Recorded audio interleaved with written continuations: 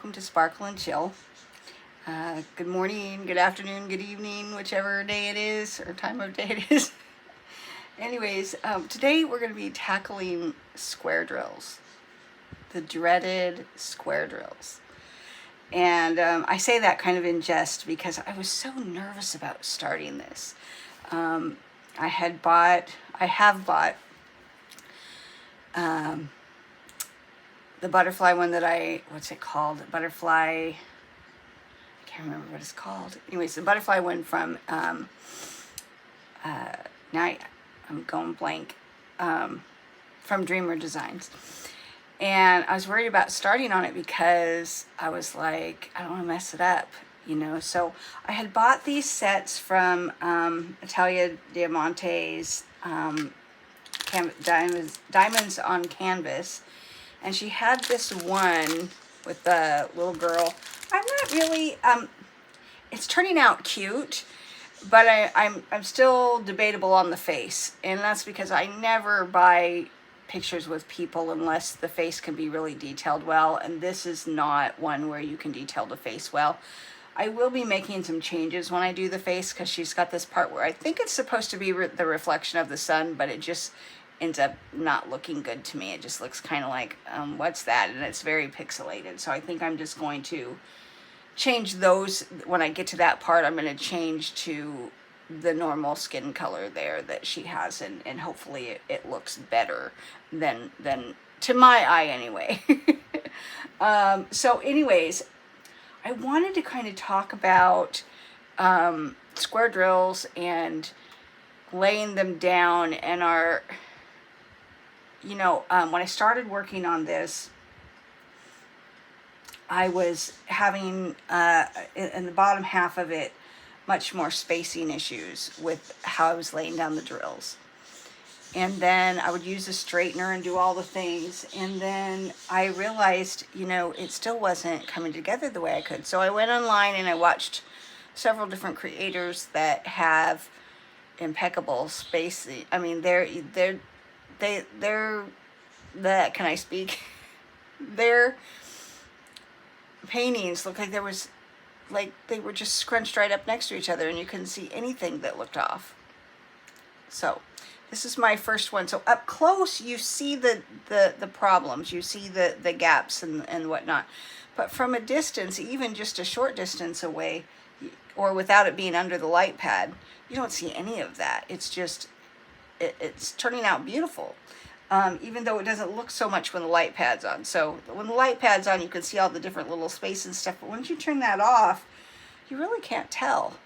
And so that's what I had a couple people comment, or that not to worry about it because once it's done, the final product will look right, even though our little OCD problems end up getting into place. So I found it. Mostly what I started doing in the beginning, I wasn't doing this, but then I started really almost religiously with this last, I've got about, I'll show it to you in just a second. I'm about 2/3 of the way done, maybe, with this particular, it's a small canvas. I've been working on it for about a week, just a little bit each day.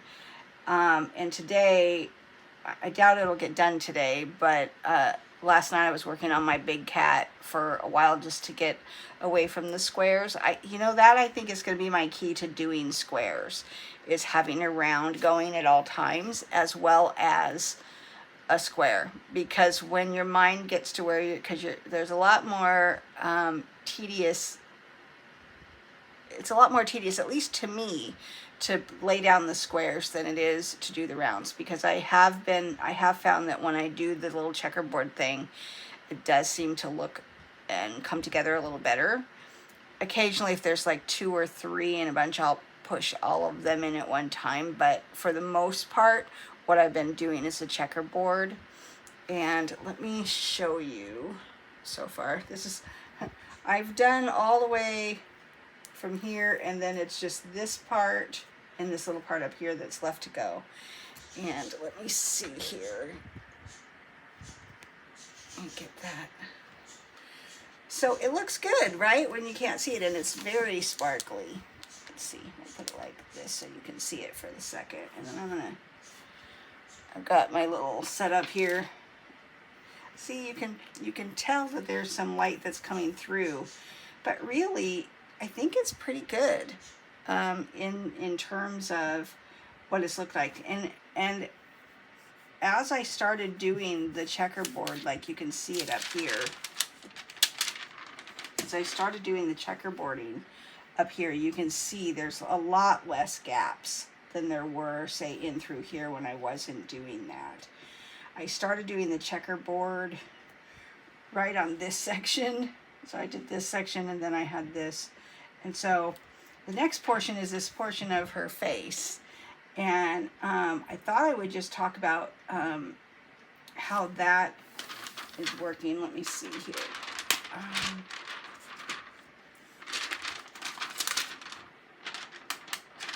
I'm working on this, not in the space I normally work, because, as y'all know, I'm the crazy bird lady.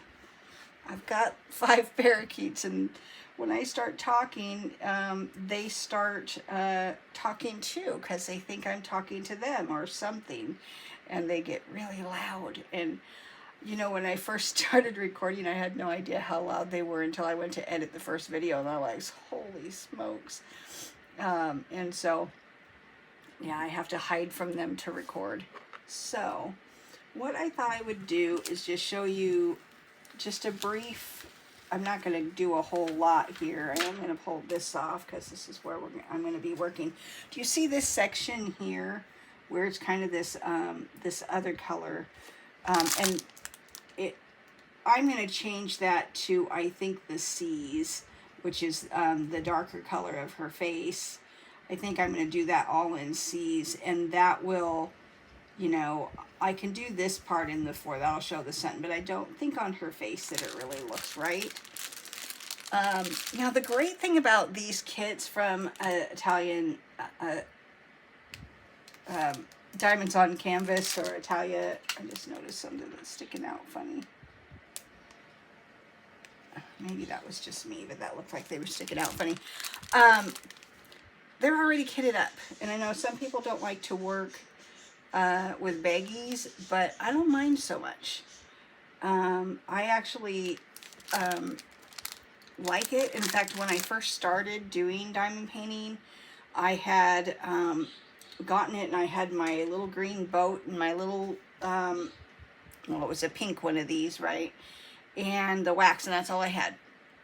And so I was like, how am I going to do this? When I first got it, I was like, how am I supposed to do this? Because all the bags were, you know, the kind that you have to cut open, pour. I mean, I'm like, what am I going to do? So I was homesick when I got this, and I was like, how do I do this? So I thought, okay, I'll get some sandwich bags, because I had a bunch of them. So I had a big gallon size Ziploc bag, and then I made, I think it was like 24 little baggies that I just dumped all the drills in. And I was working on my sofa or in my chair, I can't remember which, and my ring light just went out.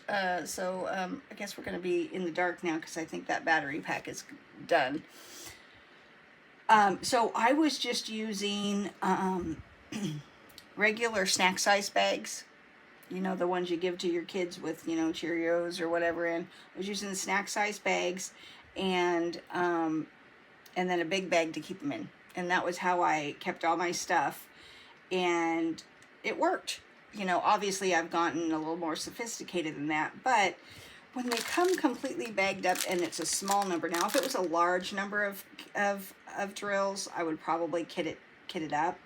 But because this only has 16 colors, it's very manageable to just keep in this thing and use them as is.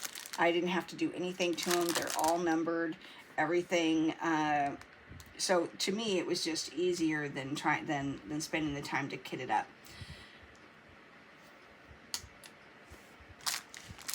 Okay.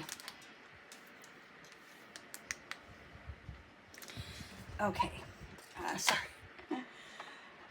Okay, so this kit also came with these cute little trays, and I love them because they've got the lid. Okay, And I've been using these with this one because when you're doing the checkerboard, sometimes you're using two different colors. And how I keep track of them is I keep whatever drills for whichever part of it in that section. So let's see here. And I've just been keeping them right in this little bag that they came in, and I've been keeping them in order so they're a lot easier to manage. So okay, so I'm just gonna basically, I'm not gonna do a whole big huge fill in the gaps thing on here. I'm just gonna show what I learned in a couple different things real quick. One, because my lighting is bad, and two, because I don't want to make this some big long video for people that already, but if you're new to diamond painting, this is something that most of us that have never done a square before. I'm going to put that in because that's bothering me. Somehow I missed it. And these need to be scrunched over just a little bit. The great thing about it is, if you see the little, while you're working and you see the gaps later, you can still kind of just scrunch it over like that, and that'll help line them up better. Okay, so I don't know if that made it better or worse. This one, see, I'm a little bit, and somebody said something I think too, which is don't get so. The thing is once it's done and there isn't a light board, you don't have a light underneath it, you're not even going to see any of that. See, you don't see it. It's gone. And look at even the detail in the dress is, I really do. This is a really nice rendition. I was practicing on this because it was smaller and seemed like a little less intimidating for me. But as you can see throughout the dress, there's gaps here. But you honestly, once you turn off the light and you're not sitting right on top of it, you don't notice it. And in fact, I had it, I've been working on it in the other room in the evenings while the TV's on. I don't really watch the TV. I'm kind of sitting sideways from it, but I'm listening and it just passing the time. I'm not really a TV watcher, but I have always done things with TV or something in the background. When I sewed for a living, when I sewed, I never sewed for a living.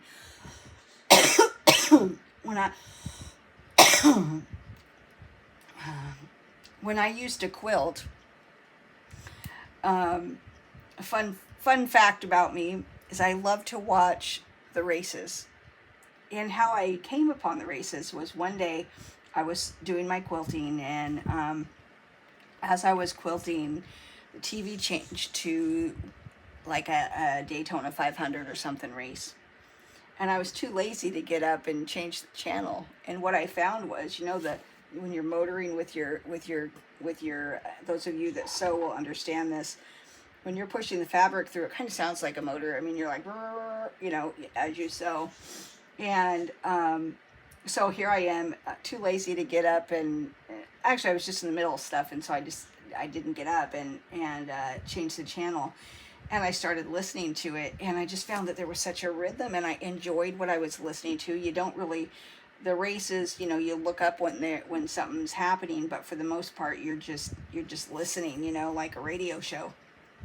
And so here I was sewing along, and the race was on, and it's a good couple hours of time that race is on, and so I got a lot done. I was just zipping through, and then the next weekend I was sewing, because I only usually sewed on the weekends because it's such a monstrosity to get out, and so I started listening to the races while I was sewing. And so now I like to have background noise when I'm doing stuff, and all that to say, right? Anyways, little fun fact there. So what I've been learning, so I watched a couple different videos, and there was everything from the person who said to take your drills, and the key thing is for me that I took away from it was not to do, that one is it, that's not a good grouping, too far apart. Was to, if you're going to, that didn't go on all the way, but if you're going to do a a multiple, you want to set them real close and angle. No, I did that really poorly. See, I'm not good at this yet. Hear that? Yet. We will conquer this. But then I was able to straighten them. So you can straighten them. But the key, I think, is if you want to do multiple placements, is to get it right up against there and then lean that direction. And then they go in nice and straight. Though that went in really good.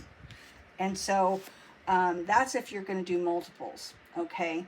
I found that what worked best for me, and I'm going to just plug this in here, is when they just go into a spot. So doing the checkerboard, and by checkerboard what I mean is, okay, you start with one here, here, here. Oh, there's not another one. So we'll go ahead and we'll just do this little section right here just to show you, because it's not, and it is a little bit on the tedious side because you're doing it. But if you've got two different colors there, you just have two trays. I got two of these little trays. I think it was great that it came with two trays, because what I do is I'll have one color in one, and what I do is I set the color that's in this one over here and the color that's in the other one on the other side. That way I know what I'm working on, okay? Because it's very easy to, when you're using multiple colors, to get confused and then put the wrong thing in. So then you're going to, so as you can see, it's just like checkerboard, right? You're leaving a space. Well, then when you come back, let's see, let's put one here and another one. Oops. Probably needing new wax. Okay, one there. Okay, so you can see that's a little bit of a, I don't know if this is really hard to get really close up with this particular camera. I'm gonna have to change. But you see there, basically I'm setting it up like a checkerboard, every other one. And then those spaces in between, when you put that, it's like, it kind of clicks into place. It's kind of satisfying, actually. Oops. Okay.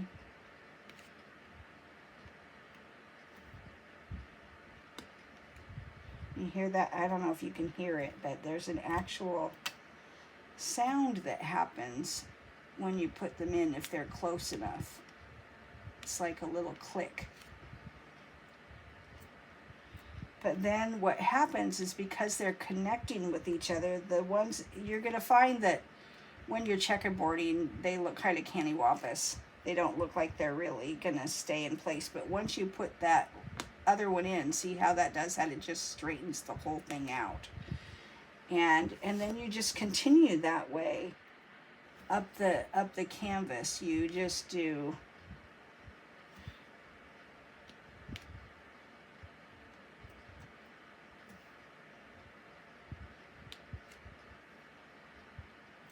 and then I'm going to try to figure out how to use, I looked up how to use my other camera for YouTube and to use my iPad as a monitor. So I'm going to try that, but I haven't had the time to really fuss with it and figure out how to do it. But once I do, I think it'll be a game changer for getting close-ups and stuff, being able to see things better. So as you see, you just keep working your way up. This is only one color in this particular part of it. So then as you see, I would go back through, shake these drills.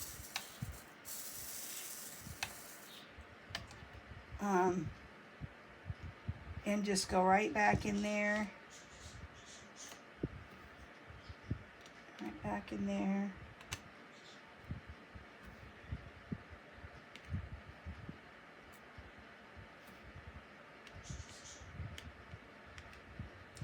And the more you do it, the more confidence you gain, because when I was first doing it, I was getting really frustrated with myself. And see, there's a little, when you push the next one in, it helps push the other one over. And then that one's not complete because the 5s aren't there, but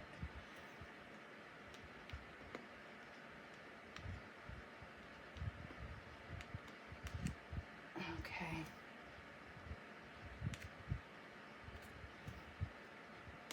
But that is ultimately, let me get the 5s.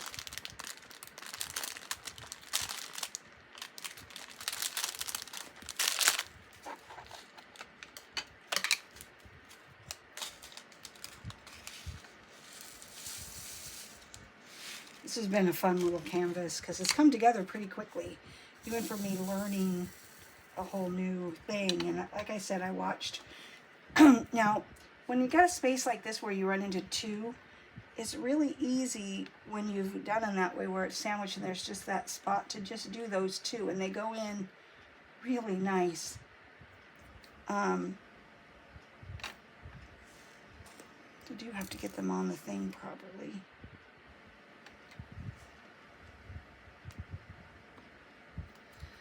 Okay, so, and then I would go here, and then I'd be able to do that other 5, and the next skipped one is a 5, next skipped one is a T, okay, and then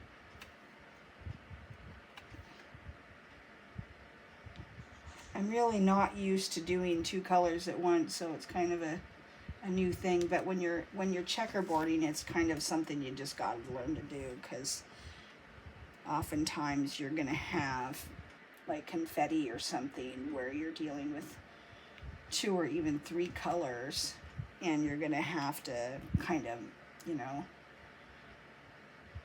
do it this way. So I excuse me, I had a frog in my throat. So you just kind of keep going like this. I know that's laid on top, but that's because that was the next one. So let's, oh, I think I messed up here.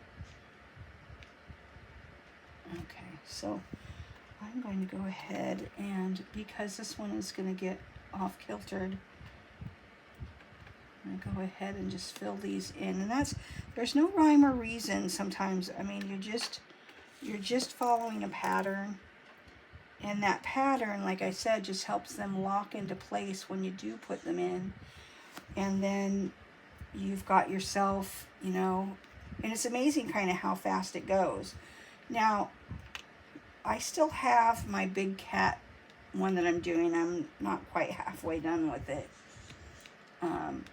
because I worked on other things, and so now I'm trying to make sure that I work on both things. And last night was the first time for a while I sat down to the big cat after I'd been working on this all week, and I did, what I came to the conclusion of was, it was so nice, because this is a little bit tedious, but it's doable. You know, it's not like it's something that I don't want to do. It's just that it does take more concentration and more thought, because you've got to remember if you're working with more than one color where you're at, that kind of thing, and switching back and forth. So it's a little bit more tedious than, say, just doing the rounds. So having a good round project set up and ready to go as well has been really great, because last night when I was like, I want to diamond paint, but I don't want it to be, I don't want it to be where I have to think too much. So I started in on the big cat, and it was like, oh, this is so nice. I'm just like multi-placing and you know, doing the confetti and whatever throughout the thing, and it was just, I spent like a couple hours and got 2 different squares done. I mean, it makes it seem much faster, you know, when you're working on it that way. But this is basically what I wanted to show today. squares can seem to be intimidating, but they don't have to be. My big fear is I bought a giant Diamond Art Club painting that I haven't started on, that I'm trying to work on some smaller squares before I jump to that big huge one. So this one and the butterfly one. And I bought a bunch of what are they called, minis, that I haven't unboxed yet, but so stay tuned for that. I bought some minis that are also squares, and I think that's just a confidence builder. You know, the more you do it, the more you'll be, the better you will get. So I'm not proclaiming to be some expert square placer here. I'm just trying to give you the tips that I learned from other people, and putting them into play and seeing how it works. And it does work. It just, this section that we just did is much tighter. It still leaves something to be desired, but again, once you turn that off, you don't see any of it. You just don't see it. It just looks shiny. That was the thing I was noticing last night. I was watching TV, and I have a really small apartment, so I have my craft table set up in my living room right now. It's kind of been a permanent fixture since I started working on a second diamond painting. And so I've got this table set up here. I've got the leopard set up, the big cat set up in the dining room on the desk, and I've got this set up in the living room on the craft table, and literally taking up my entire living room. I don't care. And so where was I going with that? Oh, so I was sitting there watching TV, and I looked up, and the light was just right on it, and it just shimmered. I was like, oh, that's shiny. You know, all us that are diamond painting, we like it because it's shiny. We like shiny things and sparkly things. And it just really does sparkle, and I'm excited to get it finished. I'll show you more when I do get it done. If you have any questions, or if you have a tip that might help that I didn't show here, please drop it down. I will do another video with the things that I'm learning, because I think this is how we all learn. You know, I'm not pretending to be an expert in any way, okay? If you saw something that I did wrong here or that could be done better, please put a note down below, make a comment, tell me. If you like this video, put a little heart and hit the like button. But if you would make a comment that just shows engagement here, even if it's not words, it shows that, you know, somebody liked the content. I'm just getting started, so in order for YouTube to push out the content, they have to know that people like the content. And I did really well on one video so far. I'm kind of I just started a few, gosh, back in April. So it hasn't been, and it was like late April, like almost to the end of April when I started. May, June, July, August. So I'm 4 months in. I'm really trying to, you know, help, hopefully get people that are interested in diamond painting, that either I can help or they can relate to what I'm working on. Show you guys things that I find that are good. Again, look at that video I did on the Art Dot kit. I looked this morning. It is still on sale for $29.99 for the Art Dot Zoe Lee is the artist for that box set of 12, and it's only $29.99, and they are nice kits. I haven't started them yet, but they it's basically $250 per painting, and they're premium paintings. So I recommend, if you're still watching and you like to diamond paint, I recommend jumping on Amazon, because that's with free shipping. I ordered mine when they first came out. They were at Art Dot for $45.99. Somebody mentioned that they had seen them on Amazon, so I checked Amazon, and they were $39.99. And so I bought them at $39.99. You can now get them for $29.99. Free shipping if you're an Amazon Prime member. So awesome deal. So yeah, these are no longer available, but she does have a new set that's come out. She does them in pallets, so she doesn't just sell single paintings. She usually sells, I think most of them are about a dozen at a time for about $50. I don't know what the new one is, but she's Diamonds on Canvas, or Italia Diamante Diamonds on Canvas. I think that's the name of it. But for these particular paintings, and it was a cute kit, a cute group.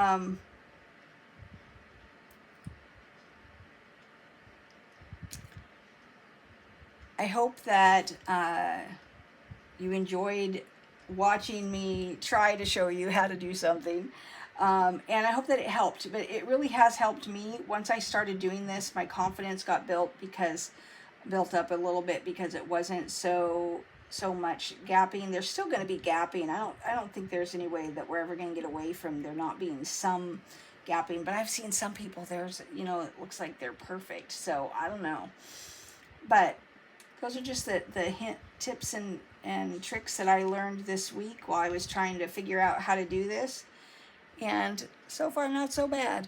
So if you like this video, please like, subscribe, hit the bell, all the things, and drop a comment down below, whether it's a heart or a tip that I didn't cover, because obviously there's a lot of tips, but those were the two things that I picked up this week, and that is that if you're going to do multiples, you want to put the multiples on your drill, and you want to put them in on an angle and then down, and that will help lay them straight.